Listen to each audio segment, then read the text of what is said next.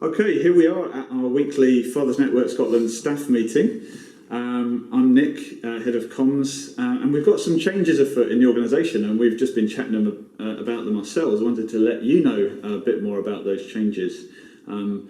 Personally, I'm going to be stepping down as Head of Comms by Christmas in order to pursue some really exciting new freelance possibilities. I don't think I'll be seeing the last of Fathers Network Scotland, but there's various things on the way that we wanted to communicate.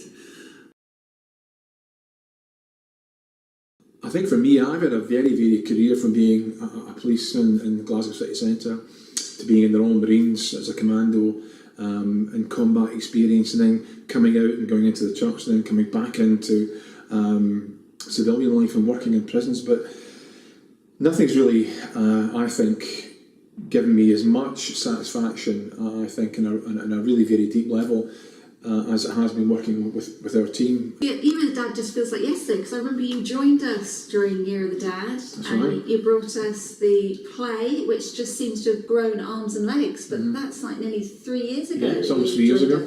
Just the end of 2015 when I came on board, and getting the play off the ground, Being a Dad, taking that into prisons quite recently. That was amazing, actually. It was tremendously well accepted and received in all the prisons we were in. I also loved doing the big Father's Day event at the Stirling Fitness Centre, where we brought in the Glasgow Science Centre, Stephen McCrory from the BBC's The Voice.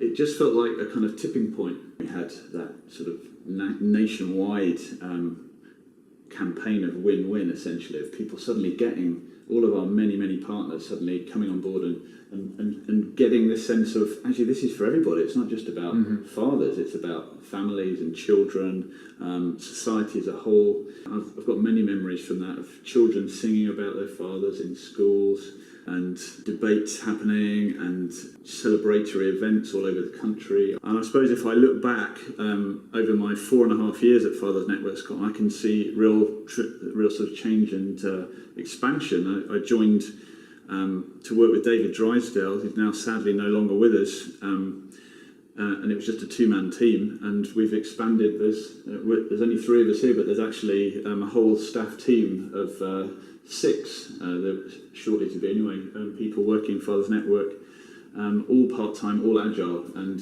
it's all about agile working and being able to cope with change, so that's what we're doing.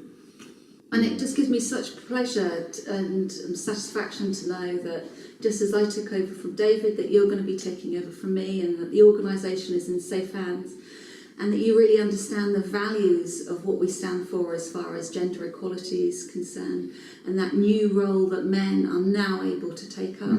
So, I feel really secure that myself taking a step back and being able to really focus on the research that we're going to be doing in schools, and also the research that we're currently doing and working with employers as well. So I can focus on that. You can take on the new leadership role, and that feels like a really good place for us to be heading. In nature, as in most things, change is important. It brings growth.